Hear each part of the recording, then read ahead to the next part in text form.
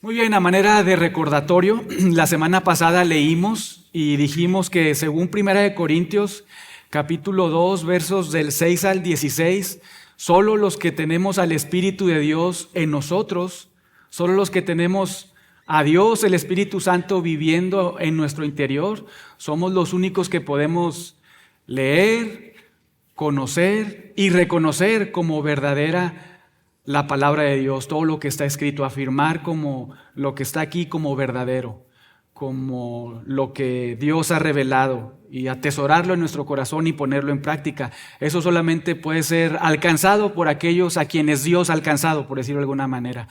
Solo puede ser logrado para con aquellos a quien Dios les ha dado vida y les ha salvado y les ha enviado a su Espíritu a vivir en su interior.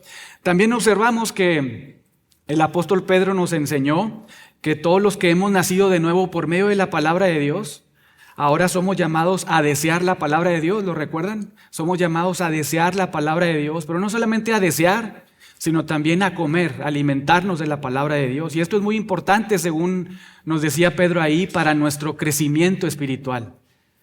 Mientras al mismo tiempo estamos ahí desechando pecado en nuestra vida, mientras estamos reconociendo los pecados, confesándolos y abandonándolos. Y eso lo vimos ahí en 1 Pedro capítulo 2, versos del 1 al 3. Entonces nuevamente, la semana pasada fuimos recordados o enseñados que solamente los que tienen al Espíritu de Dios en su interior pueden afirmar como verdad todo lo que está aquí revelado en la palabra de Dios. Y también todo hijo de Dios debe tener ese deseo continuo de la palabra de Dios. También debe estar decididamente estarse alimentando de la palabra de Dios y al mismo tiempo desechando todo pecado, abandonando toda práctica pecaminosa. En otras palabras, reconociendo su pecado, confesándolo y abandonándolo. Eso es lo que Dios nos enseña en su palabra. Porque Pedro nos dijo, eso es necesario para nuestra madurez espiritual. Si como seres humanos deseamos ser maduros, personas conocedoras, expertas en todas las áreas de nuestra vida, ¿no es cierto? Estamos ahí en el trabajo y queremos ser especialistas, por ejemplo, dentistas. Ahí veo un par de dentistas, ¿no? Veo ahí arquitectos, ingenieros también, no sé, dibujantes que quieren ser expertos, quieren ser especialistas. Pues nos abocamos a estudiar, a ser mejores, ponemos nuestro empeño ahí para crecer, ¿verdad? En nuestra profesión. Las amas de casa ahí en la instrucción con los niños, en las labores del hogar. Todos somos llamados a eso y todos buscamos eso. Dios nos dice que si nosotros queremos madurar espiritualmente, que ese debe ser nuestro deseo, debemos lograrlo y podemos lograrlo únicamente a través del alimento espiritual, de la palabra de Dios. Al estar consumiendo continuamente la palabra de Dios, mientras también continuamente estamos abandonando el pecado y poniendo en práctica la palabra de Dios. De hecho, no sé si recuerden, pero cuando estuvimos estudiando ahí Hebreos, el autor de Hebreos nos dijo en el capítulo 5, verso 14, que los maduros espiritualmente no son nada más los que oyen la palabra de Dios, sino aquellos que oyen y que practican la palabra de Dios en sus vidas, porque dice el autor de Hebreos que tienen sus sentidos ejercitados para discernir entre el bien y el mal. Vayan ahí a Hebreos para recordar ese pasaje. Hebreos capítulo 5, verso 14. Y como ustedes recordarán, en este pasaje, el contexto que tenemos ahí es que el autor de Hebreos está llamándole la atención a sus lectores, les está exhortando, porque había pasado ya mucho tiempo y ellos seguían alimentándose de leche, digamos, espiritual, siendo como bebés, ¿verdad? No habían madurado. Y les llama la atención y les exhorta en el verso 14 y les dice que, vean ahí, el alimento sólido es para los que han alcanzado madurez, para los que por el uso tienen los sentidos ejercitados en el discernimiento del bien y el mal. Vean nuevamente el verso 14. El alimento sólido es para los que han alcanzado madurez. Ahora, ¿quiénes son esos que han alcanzado madurez? Vean ahí el verso 14. Los que, ¿verdad? Está haciendo referencia a estos que han alcanzado madurez. Estos que han alcanzado madurez son los que por el uso obvio, según el contexto de la palabra de justicia. Verso 13, vean ahí, está hablando de la palabra de justicia, personas inexpertas de la palabra de justicia.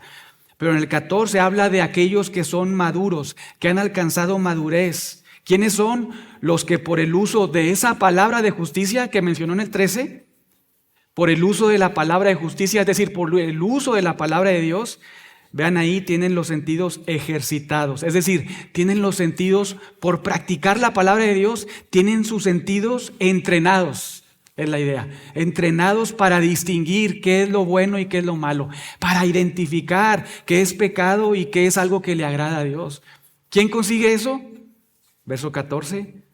Los que por el uso de la palabra de justicia pueden tener ejercitados sus sentidos. Por eso es importante que nosotros hagamos un estudio personal, individual de la palabra de Dios continuo, que estemos alimentándonos diariamente, continuamente de la palabra de Dios, pero también aplicando la palabra de Dios, porque vemos aquí que la madurez, nuevamente, verso 14 del capítulo 5 de Hebreos, no se alcanza nada más con estudiando, o con primero leyendo, o con estudiando, o incluso conociendo el significado. Podemos quedarnos ahí y todavía ser bebés espirituales. Dios quiere que maduremos, y para que maduremos tenemos que pasar a la aplicación, Y es muy común en nuestros contextos de sana doctrina el poder leer la palabra, conocer doctrina, atesorarla, pero a veces fallamos mucho en la aplicación de la palabra de Dios. A veces fallamos mucho ahí y debemos de tener cuidado, porque Dios desea nuestra madurez espiritual. Y no sé si lo han notado, pero nosotros les animamos mucho a estudiar la palabra de Dios, ustedes interpretar la palabra de Dios y ustedes aplicar la palabra de Dios. El día que uno de nosotros acá, de los dos pastores, nos paremos y les digamos o les hagamos ver que nos necesitan a nosotros para que ustedes puedan conocer la palabra de Dios, ese día mejor huyan de aquí, ¿verdad? Corran a otro lado, a un lugar donde se predique la sana doctrina y donde las personas les animen, los pastores, a estudiar la palabra de Dios. Porque Primera de Juan nos dice que todos tenemos, ahí Juan en su primera carta, todos tenemos la unción del Santo. Es decir, todos tenemos al Espíritu Santo. No necesitamos de una persona, no somos dependientes de una persona en particular para que Él nos enseñe algo. No, tú puedes porque tienes al Espíritu de Dios. Tienes al Espíritu de Dios dentro de ti y tienes tu mente, Dios te ha regalado la mente para poder estudiar la palabra de Dios y entonces encontrar el verdadero significado y aplicarlo en tu vida. Entonces Dios desea, claro, Dios ha regalado pastores maestros, ¿verdad? Para que puedan enseñar, predicar la palabra de Dios fielmente. Pero bueno, Dios desea nuevamente nuestra madurez espiritual. Él quiere que crezcamos. Él desea, lo recordábamos Tito 2, que adornemos la doctrina. ¿Cómo es que adornamos la doctrina? La doctrina la conocemos y está aquí, ¿verdad? ¿Cómo es que Pablo nos anima a adornar la doctrina? Practicándola en nuestra vida diaria. Así es como adornamos la doctrina, así es como las personas la pueden ver en nuestras vidas. Y entonces lo que nosotros afirmamos intelectualmente, incluso con nuestras bocas, puede ser adornado con nuestras vidas, con nuestra vida diaria. Y a eso somos llamados, a adornar la doctrina, con la práctica de la doctrina en nuestras vidas. Somos llamados a leer continuamente, a interpretar correctamente y aplicar consistentemente la palabra de Dios en cada área de nuestras vidas. Y para hacer esto dijimos varias cosas, ¿verdad? Comenzamos diciendo que para poder leer, interpretar y aplicar la palabra de Dios, primero lo que tenemos que hacer es abrir la Biblia, ¿verdad? Necesitamos abrir la Biblia y leer la Biblia. Es el primer paso, abrir la Biblia y leer la Biblia. El segundo paso, dijimos también, consiste en repetir nuestro estudio de la Biblia.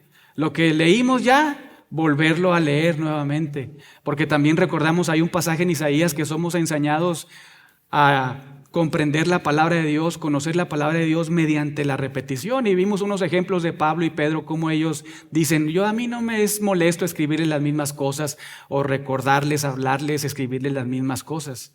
Entonces, para nuevamente leer la Biblia, estudiar la Biblia, conocer su significado y aplicarla, tenemos primero que hacer es abrir la Biblia y leer la Biblia. Número 2, repetir la lectura. repetirla.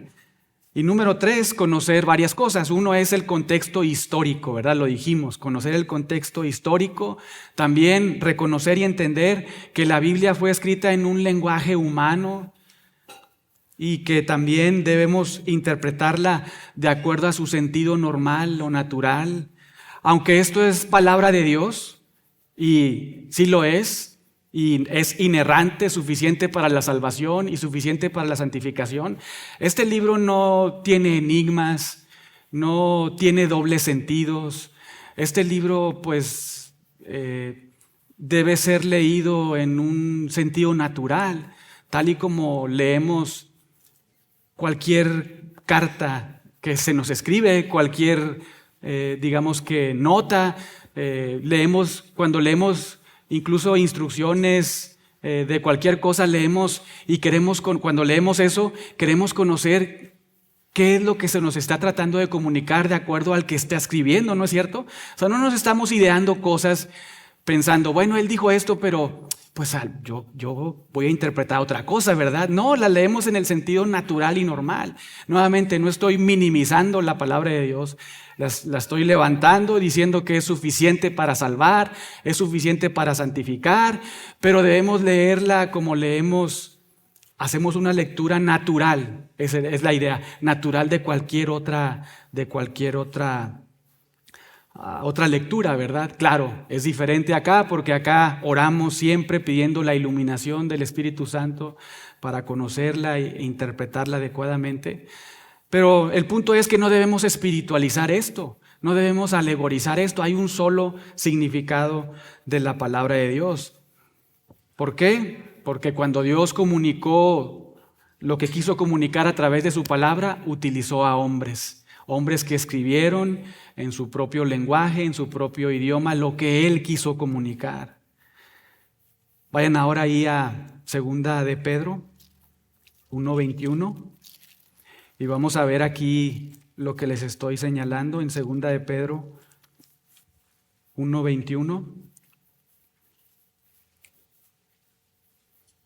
Dios nuevamente cuando nos dio su Biblia, utilizó a hombres para escribir en su propio idioma lo que Él quiso comunicarnos. Y eso es muy importante y no debemos perderlo de vista.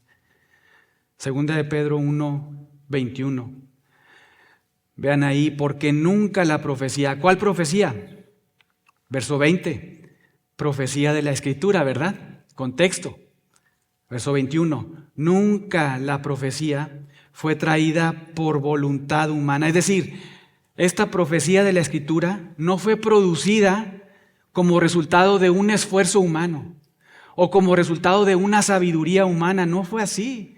Vean nuevamente el 21. Nunca la profecía, contexto profecía de la Escritura, nunca esta profecía fue traída por voluntad humana, por esfuerzo humano, por sabiduría humana, por ocurrencia humana. No fue así. Nuevamente ahí, verso 21. Sino, contraste, los santos hombres de Dios hablaron siendo inspirados. Y no es que una mañana se levantaron con una inspiración y hablaron o enseñaron o escribieron. Cuando dice este vocablo ahí, inspirados, quiere decir que los santos hombres de Dios fueron llevados o fueron cargados, fueron movidos por Dios, el Espíritu Santo, para escribir lo que Dios quería comunicar. Claro, en su propio idioma, en su propio lenguaje, incluso de acuerdo a su propia personalidad. Pero acá tenemos esta gran verdad, que la Escritura, cuando fue, digamos que, registrada por los autores bíblicos, fue registrada mediante la intervención de Dios, el Espíritu Santo, al moverlos a escribir lo que Dios quería decir. Y la palabra de Dios es inerrante. ¿Por qué es importante decirles esto, oír este pasaje? Por lo que veíamos de la necesidad de conocer que la Biblia fue escrita en un contexto histórico.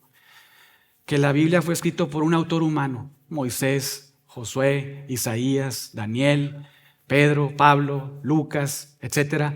Y cada uno escribió de acuerdo a lo que estaba sucediendo en una época de la historia. Y podemos recordar incluso los años en que fueron escritos. Los primeros 5 libros en el año 1400 antes de Cristo. La última carta de la Biblia, ¿cuál es? Apocalipsis, más o menos, a ver si alguien puede recordar cuándo se escribió. 90, ¿verdad? 1400 antes de Cristo, 90 después de Cristo, 40 autores aproximadamente diferentes en la Biblia, cada uno con situaciones geográficas particulares, acontecimientos históricos también específicos, con autores de diferente bagaje, digamos, académico o cultural. Y Dios reveló su palabra a cada uno y la escribió por medio de ellos.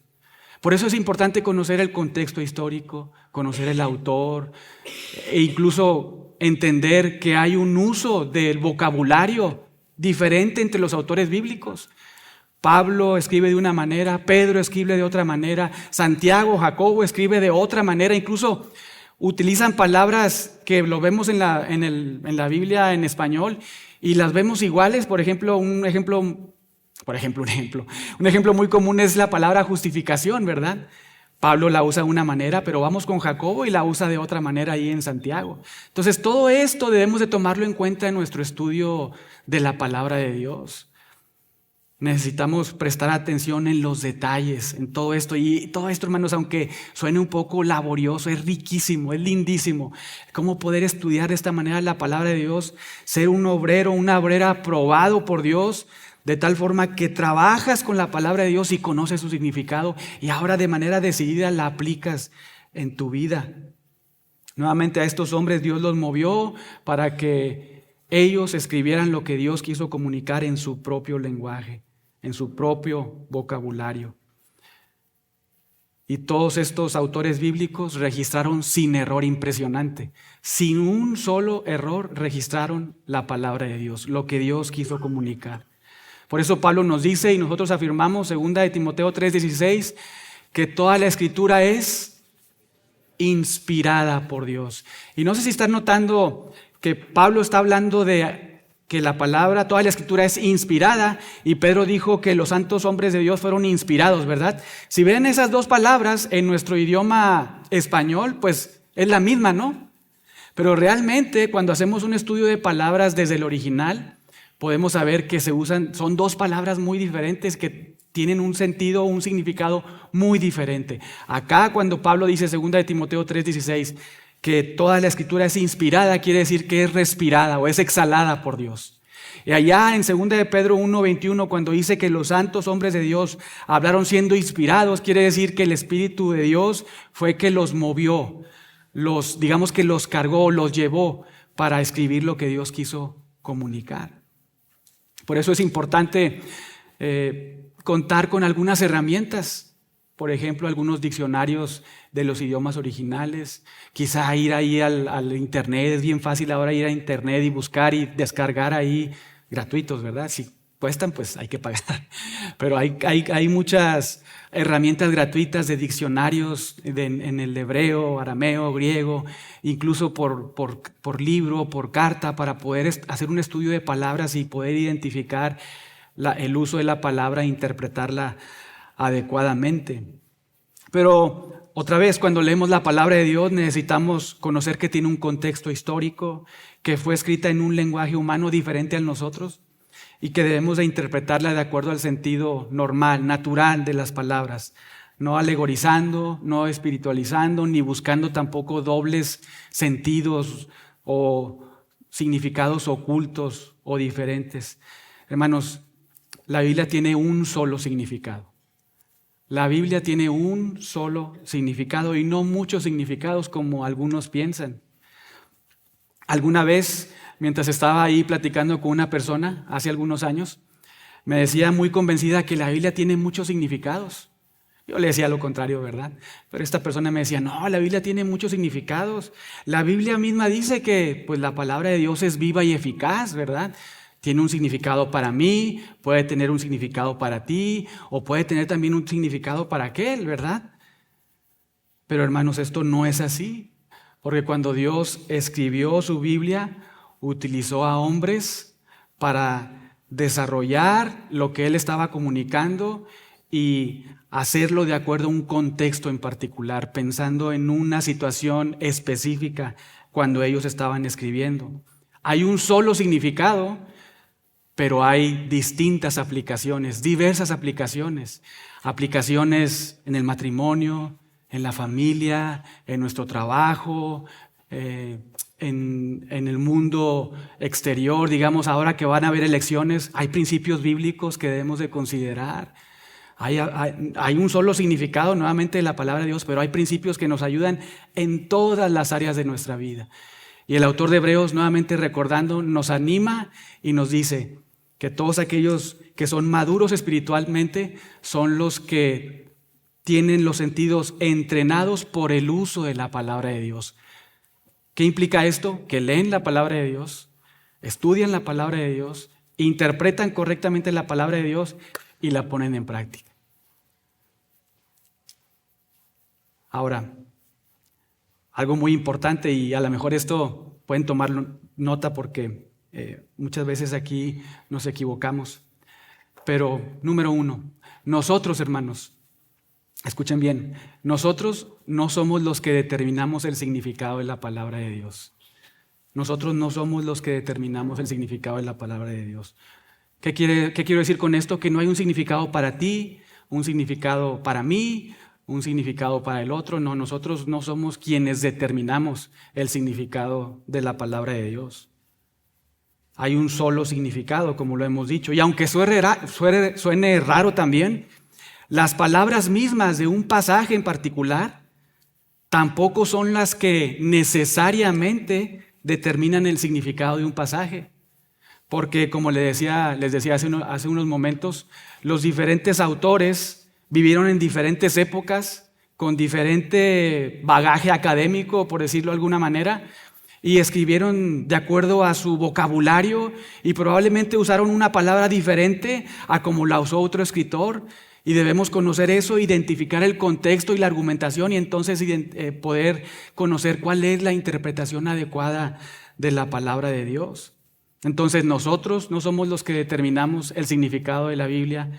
Las palabras no son las que determinan el significado de la Biblia, porque muchas veces también somos muy dados, quizá en el pasado más, ahora no tanto, pero somos muy dados a, bueno, hoy voy a hablar del amor de Dios y vámonos rápido a la concordancia, ¿verdad? Quizá antes hacíamos eso y veíamos amor y todos los pasajes de amor, ¿verdad? Sin poder saber cómo es que está usando un autor bíblico esa palabra o ese vocablo. Y a lo mejor ahí estuvimos diciendo muchas cosas ahí medio erradas, ¿no? Pero bueno, nuevamente, nosotros no somos, las palabras tampoco. Entonces, ¿quién? ¿Quiénes serán los que determinan el significado bíblico? ¿Qué piensan? Si no somos nosotros, si no son las palabras, ¿quién será?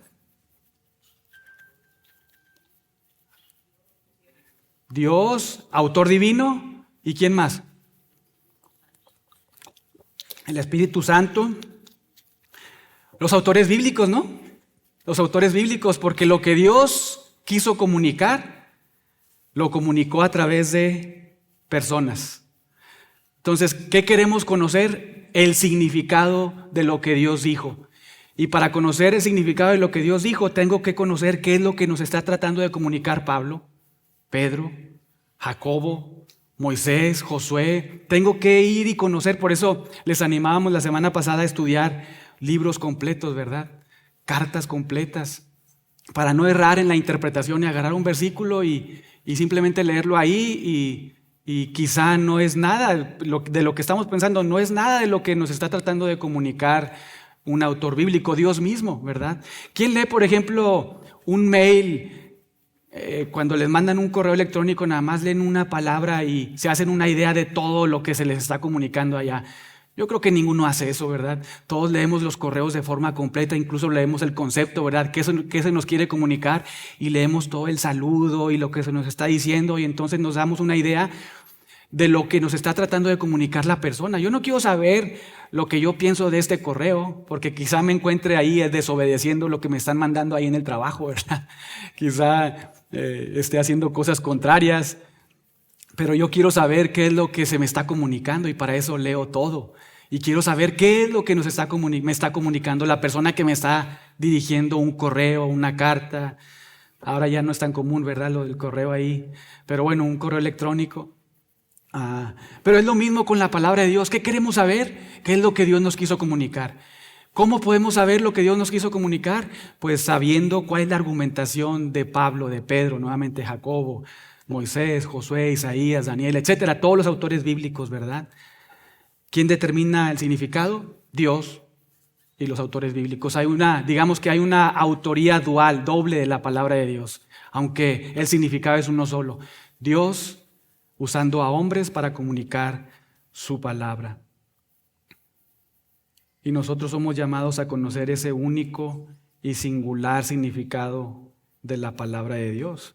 Y para lograrlo debemos nuevamente leer la palabra de Dios y volverla a leer, familiarizarnos con la palabra, con el capítulo, con el libro, la carta, sin buscar nuevamente sentidos ahí ocultos, y hacernos también notar en nuestra mente que cuando los autores bíblicos, ustedes saben, hay diferentes géneros aquí, ¿verdad? ¿Alguien recuerda algunos géneros en los que se ha escrito este libro? Poesía 1, muy bien. Poesía, ¿quién más? Historia, narrativa, ¿verdad? Poesía, narrativa, ¿alguien más? Pentateuco, muy bien, muy bien. ¿Qué otro género habrá? Hay narrativa, poesía. ¿Qué es ahí Isaías, Jeremías? ¿Qué es todo eso? Profecía, ¿verdad? Narrativa, profecía, poesía. Ahí recordábamos, ahí en el sermón pasado, el domingo pasado, con el pastor Eduardo, mientras estábamos estudiando Lucas, citó a un personaje que escribió una parte de un libro, ¿verdad? Que son dichos sabios. ¿Alguien recuerda? Proverbios, ¿verdad? Hay distintos géneros literarios en la palabra de Dios y también, hermanos, muy importante, cada género es distinto y cada género debemos respetar ese género en el que se está escribiendo y hay un significado especial. No podemos tomar, por ejemplo, y ahorita lo vamos a ver más tarde, espero, no podemos leer proverbios como si fueran promesas, ¿verdad? No son promesas, son dichos sabios. Son dichos sabios. No podemos leer la narrativa y tratando de replicar todo lo que está en la narrativa. Como si todo lo que sucediera, por ejemplo, en Hechos tiene que suceder necesariamente sí o sí aquí en este contexto de nosotros. No es así porque nuevamente Dios utiliza a hombres que escriben su palabra, lo que Él quiso comunicar e incluso utilizando diferentes géneros literarios. Entonces, otra cosa que les animo a tomar nota al estudiar la palabra de Dios, debemos hacernos 3 preguntas. Al estudiar y aplicar la palabra de Dios debemos hacernos 3 preguntas. La primera, ¿qué dice la Biblia? ¿Qué dice la Biblia? Y para poder saber qué dice la Biblia, ¿qué creen que debemos de hacer? Leer la Biblia. Entonces, primer pregunta que debemos hacernos, ¿qué dice la Biblia? ¿Y cómo voy a saber qué dice la Biblia? Leyendo la Biblia. Segunda pregunta que debemos hacernos en nuestro estudio y aplicación de la Biblia. ¿Qué significa lo que dice la Biblia? ¿Qué significa lo que dice la Biblia? Y para eso entonces tengo que conocer, no solamente leer, sino también identificar algunas cosas interesantes como las que les mencionaba, ¿verdad? El autor, dónde está situado el pasaje, ¿verdad? Está en el Antiguo Pacto, en el Nuevo Pacto, a quién se está dirigiendo, qué está sucediendo. Entonces, ¿qué dice la Biblia? ¿Qué significa la Biblia? Y por último, ya que hicimos estos 2 pasos, ahora sí, ¿qué aplicación encuentro en la Biblia para mi vida? No debemos de correr para hacer aplicaciones prácticas en nuestra vida a leer una sola vez la Biblia, ¿no? Tenemos que pasar este proceso para nuevamente leer la Biblia, conocer el significado que Dios dio a la Biblia. Y entonces, ya que conocemos ese significado, hermanos, que ese significado está ya, por muy pronto está en el 90 después de Cristo. Y por muy lejos en el 1400 antes de Cristo. Ahí está. Tenemos que ir para allá. Y tenemos que situarnos allá y conocer qué es lo que Dios reveló. Claro, hay una revelación progresiva, ¿verdad? Por ejemplo, en Génesis 3, ahí cuando se nos habla de este anticipo del Evangelio, no sabemos que esa simiente que vendría de la mujer se llamaría Jesús, ¿verdad? ¿O sí?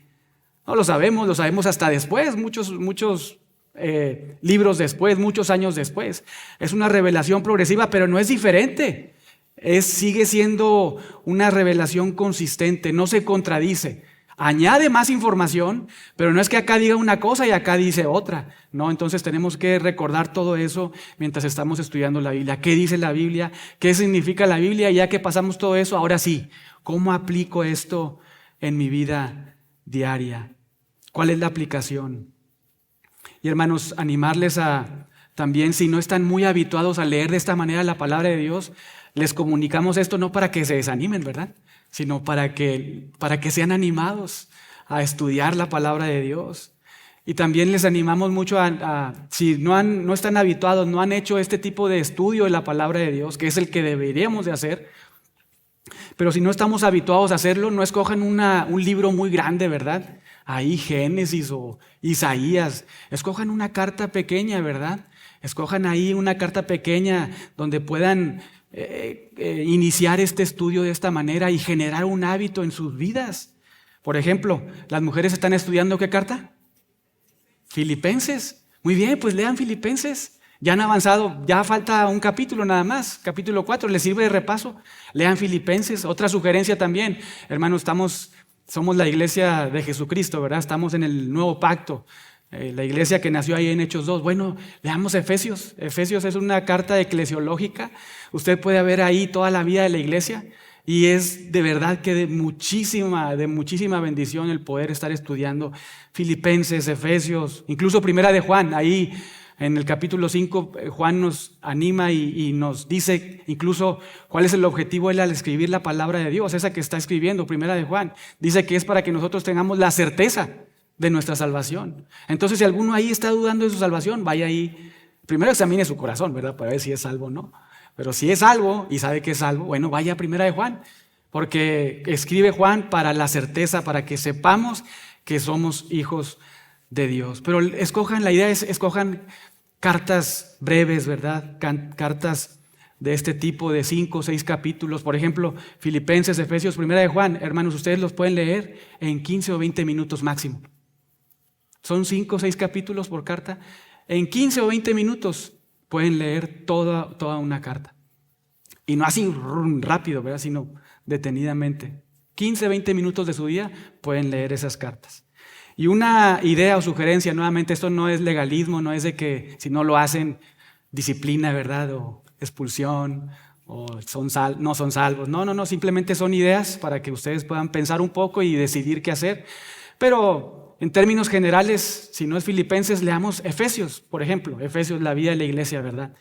Comencemos, como siempre debemos comenzar, orando, siendo dependientes de Dios, orando que el Señor nos ilumine, como Pablo oraba, ¿verdad? Que iluminara los ojos de su entendimiento. Como oraba el salmista, ¿verdad? Alumbra mis ojos para ver las maravillas de tu ley. Comencemos orando ahí, pidiendo a Dios iluminación. Y luego, por ejemplo, ahora sí, en términos prácticos, y son ideas nada más, primer semana nos vamos a abocar a descubrir qué dice la Biblia. ¿Qué dice la Biblia? Primer semana. ¿Qué hacemos? Bueno, por ejemplo, lunes, en las Biblias de estudio, o incluso ahí en las introducciones a los Nuevos Testamentos, que pueden encontrarlos en internet o en cualquier librería, pueden ir ahí a estas Biblias de estudio o a los comentarios estos de introducciones del Nuevo Testamento y dar un breve repaso general, así un vistazo rápido del contexto. ¿Quién es el autor? La fecha en que escribió, quién es la audiencia, los lectores, qué situación estaba pasando y ver el bosquejo de la carta. Rápido, unos 5 minutos, hacemos algunas anotaciones ahí en una libretita y entonces comenzamos el lunes a leer toda la carta. Por ejemplo, Efesios nuevamente, 15, 20 minutos, hermanos. A lo mejor el primer día, este día lunes, si comienzan mañana, se van a tomar, a lo mucho 40 minutos, 30 minutos en hacer este ejercicio. Leer lo que viene antes del libro de carta de las Biblias comentadas y 15, 20, 25 minutos de la carta que consta 5 capítulos. Es el lunes. Martes a sábado, igual, repetir la lectura. Leer otra vez la carta a los Efesios. 15, 20 minutos, 25 minutos, 30 los que somos más lentos. 30 minutos te va a tomar leer toda la carta a los Efesios. Léela de martes a sábado y haz anotaciones. Lo que te llama la atención, empieza a estudiar y a leer, lectura, a hacer observaciones, ¿verdad? Desde el pasaje. Eso el lunes, ¿verdad? Luego al final de la semana muy probablemente vas a tener identificados los temas, algunos versículos que te llamaron la atención. Los más abusados, ahora sí abusados, ¿verdad? Los más abusados incluso van a identificar un pasaje en particular que está en el centro de su Biblia. O incluso que está abajo en la derecha o arriba en la izquierda, porque así somos, ¿verdad? Somos personas que somos enseñadas mediante la repetición y de manera visual.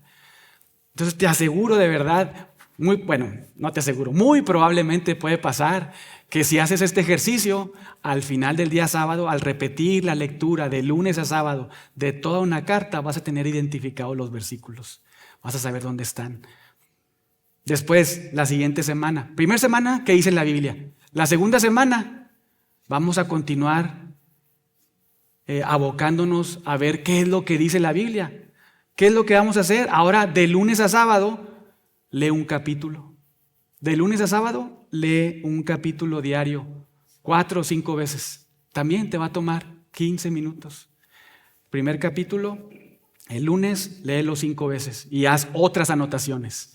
Nuevamente, primera semana, lunes, martes, hasta el sábado, toda la carta y haz anotaciones. Segunda semana, son ideas, hermanos. Segunda semana, lee un capítulo diario, 4 o 5 veces y haz más anotaciones y repasa las anotaciones que hiciste.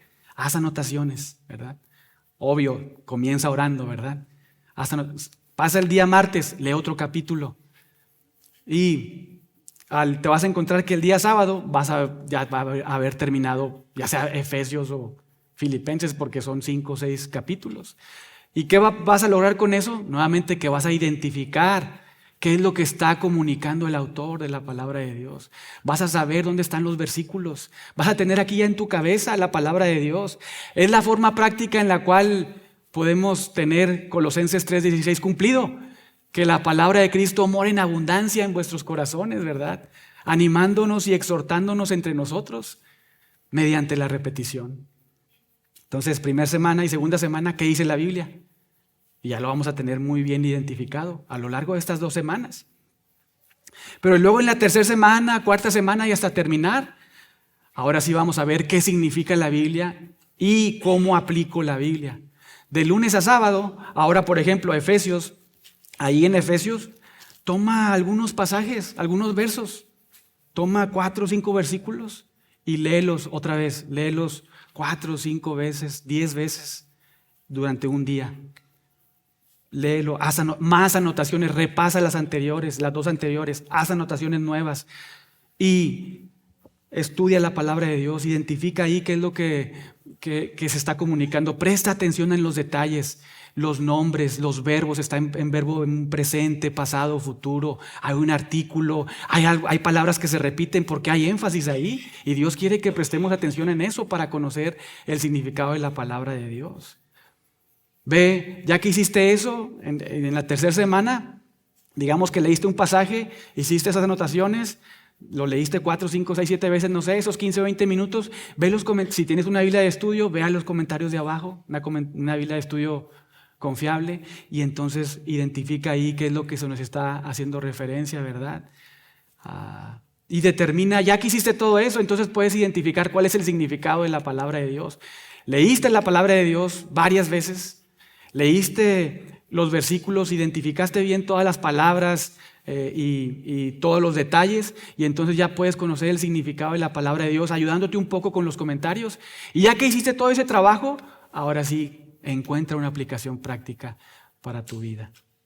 Encuentra una aplicación práctica para tu vida. Y vamos a ver un par de ejemplos. Uno en el Antiguo Testamento y uno en el Nuevo Testamento. Pero vamos ahí a un pasaje que se encuentra en Proverbios. Proverbios 22:6. ¿Alguna duda hasta ahí? ¿Pregunta? ¿Comentario? ¿Todo bien? Muy bien. Como quiera al final pues se nos pueden acercar para preguntar y dudas, comentarios. Pero vean ahí Proverbios, ¿verdad? ¿Qué es importante identificar aquí en Proverbios? Digamos que como base de todo. ¿Qué necesitamos saber de Proverbios antes de leer Proverbios? El autor, ¿verdad? ¿Y cuántos autores habrá? Bueno, no es necesario que lo digan, no lo hemos estudiado, ¿verdad? Pero son varios autores. Entonces debemos de conocer el autor, ¿verdad? Identificar. ¿Qué otra cosa debemos saber en los Proverbios? El género literario, muy importante, ¿verdad? Género literario. Entonces, ¿qué nos dice, por ejemplo, Proverbios? Proverbios capítulo 1, verso 1. Son los proverbios de Salomón, hijo de David, rey de Israel. ¿Qué quiere decir proverbios? Son dichos sabios. Nuevamente, no son promesas, son dichos sabios, ¿verdad? Entonces ya con eso hay un gran avance. Hay un gran avance en nuestra lectura, estudio, interpretación y aplicación de la palabra de Dios. Porque debemos de saber que todo lo que está aquí entonces no son promesas.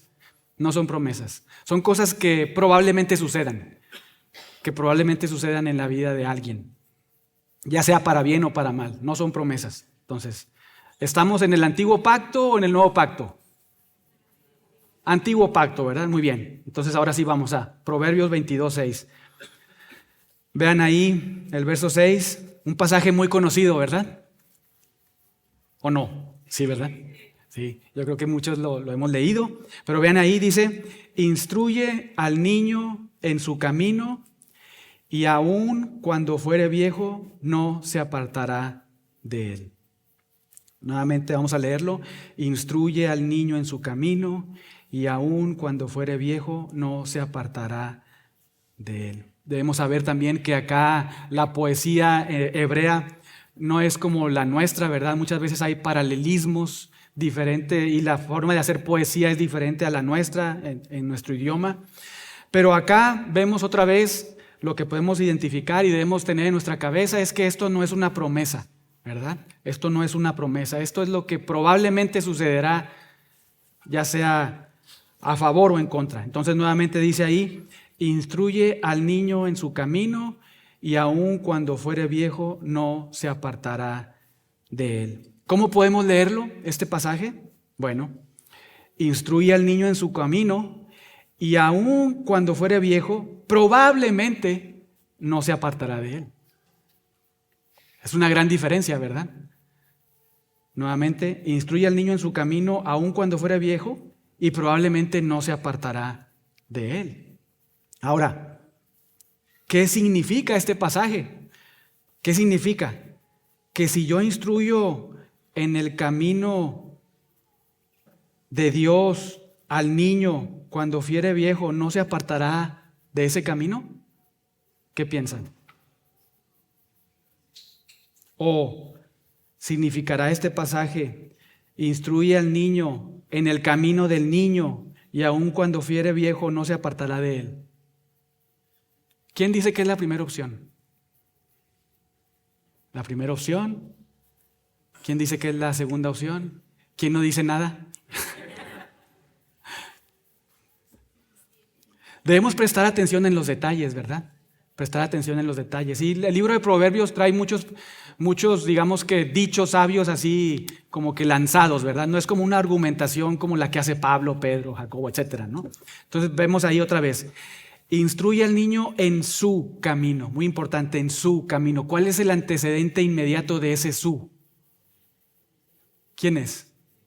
El niño. Aquí no aparece Yahweh, ¿verdad? No aparece Elohim. No aparece nombres de Dios, ¿verdad? ¿O sí? ¿Qué piensan ahí en el 6? No, ¿verdad? Entonces, ¿cuál será el antecedente inmediato de su cuando dice instruye al niño en su camino? El niño, ¿verdad? El niño. Instruye al niño en su camino y aun cuando fuere viejo no se apartará de él. Entonces, ¿cuál es el significado de este pasaje?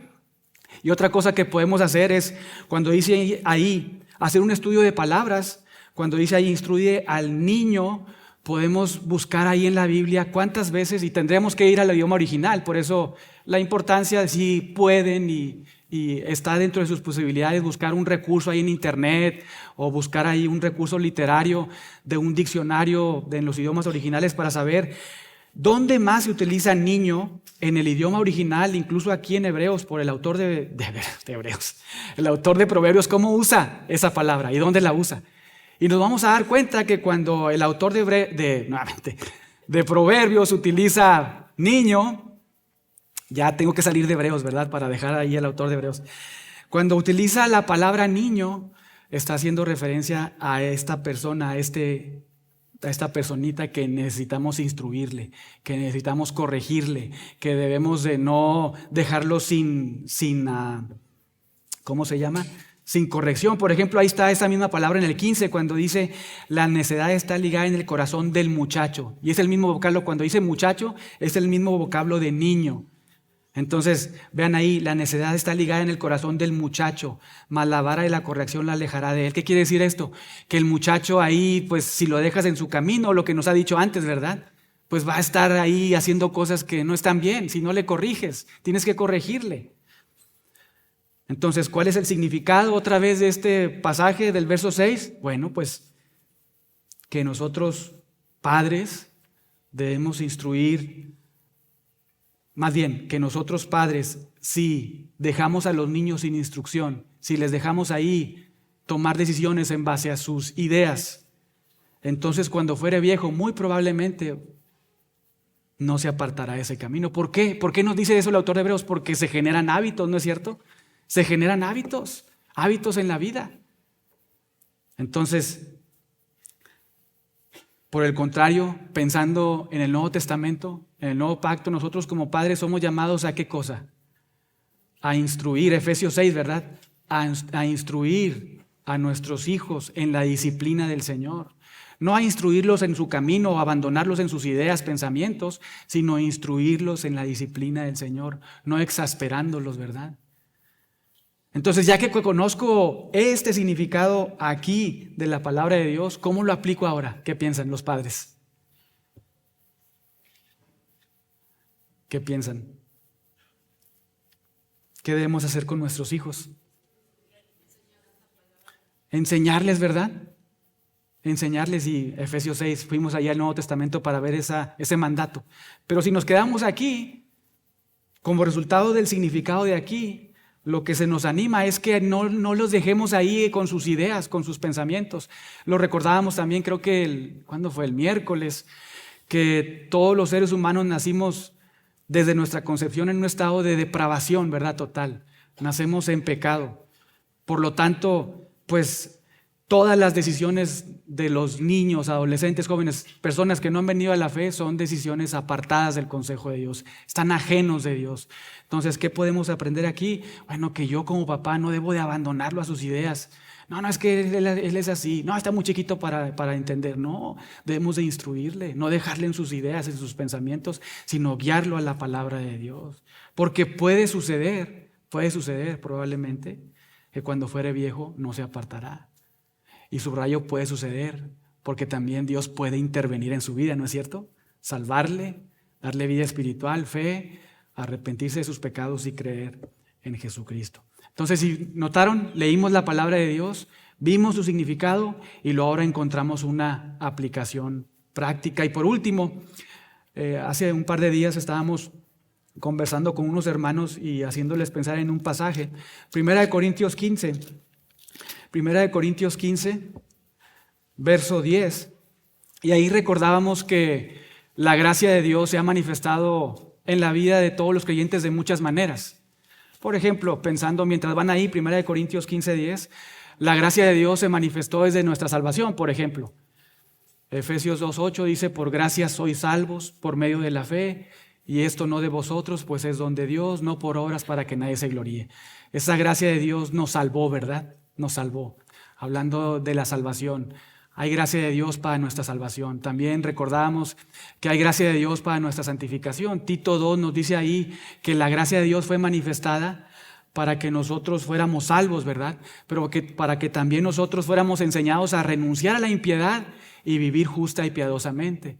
Gracia para la salvación, gracia para la santificación, gracia en las adversidades. Pablo también ahí en 2 Corintios capítulo 12 dice que él oraba, ¿verdad? ¿Qué oraba? Que le quitara a Dios, ¿qué? El aguijón, ¿verdad? ¿Y qué le dice Dios? Bástate mi gracia, porque mi poder se perfecciona en tu debilidad. Entonces esa gracia de Dios es suficiente para salvar, es suficiente para santificar. La gracia de Dios está disponible ahí en todo momento, en toda circunstancia, adversidad, e incluso en nuestro servicio al Señor. Y íbamos a este texto para descubrir qué es lo que se nos está comunicando ahí. Vean el verso 10, 1 Corintios 15:10. pero por la gracia de Dios soy lo que soy. Y su gracia no ha sido en vana para conmigo. Antes he trabajado más que todos ellos, pero no yo, sino la gracia de Dios conmigo. ¿Qué debemos hacer aquí para encontrar el significado de este versículo? No solamente leer aquí, ¿verdad? ¿Qué debiéramos de hacer? Al menos, como hicimos en Filipenses allá 4, ir al contexto, ¿verdad? ¿Qué es lo que está tratando de comunicar? ¿Quién es el autor? ¿A quién se está dirigiendo? Es Pablo, dirigiéndose a los Corintios. Y en el verso 15 les está hablando acerca del evangelio que les predicó y que ellos creyeron, ¿verdad? Verso 3 dice que Cristo murió por nuestros pecados conforme a las Escrituras, que fue sepultado conforme a las Escrituras y que resucitó al tercer día conforme a las Escrituras. Pablo les está haciendo recordar esto, que este evangelio en los que ellos creyeron es este, ¿verdad? Y que ellos fueron testigos de la resurrección de Cristo. Pablo dice, habemos varios testigos. En el verso 5 está ahí Cefas, ¿verdad? Hace poquito lo estudiamos ahí en el día que estuvimos estudiando o viendo el tema de la resurrección. Dice, apareció a Cefas, después a los 12, después apareció a más de 500, ¿verdad? Y luego después apareció a Jacob, después a todos los apóstoles, y vean el 8, muy importante. Y al último de todos, como a un abortivo, me apareció a mí. Pero yo soy el más pequeño de los apóstoles, que no soy digno de ser llamado apóstol porque perseguía a la iglesia de Dios. Y ahora sí, verso 10. Vean cómo comienza aquí Pablo. Pero por la gracia de Dios soy lo que soy. Y su gracia no ha sido en vano para conmigo. Antes he trabajado más que todos ellos, pero no yo, sino la gracia de Dios conmigo. Hay una palabra que se repite 3 veces aquí. ¿Cuál es? Gracia, ¿verdad? Gracia, gracia. Pero por la gracia, hay un énfasis, ¿verdad? Y ese énfasis es la gracia de Dios para con Pablo. Y así comienza diciendo él, ahora lo que soy. En el verso 9 nos dijo cómo era antes. Antes decía él, yo perseguía a la iglesia. Antes yo era un religioso que hacía lo que hacía pensando que agradaba a Dios, y lo que hacía era perseguir a la iglesia. Y lo hemos estudiado. Los mataba, ¿verdad? Estaba de acuerdo ahí a encarcelarlos y los llevaba a la cárcel, los arrastraba. Entonces él perseguía a la iglesia. Trabajaba muy fuerte, trabajaba pecaminosamente, ¿verdad? Trabajaba, digamos que de una forma muy fea en contra de Dios y de la iglesia de Dios. Perseguía a la iglesia. Pero luego dice en el 10, nos está haciendo como que pensar en su antigua realidad y ahora su nueva realidad. Dice, pero por la gracia de Dios soy lo que soy.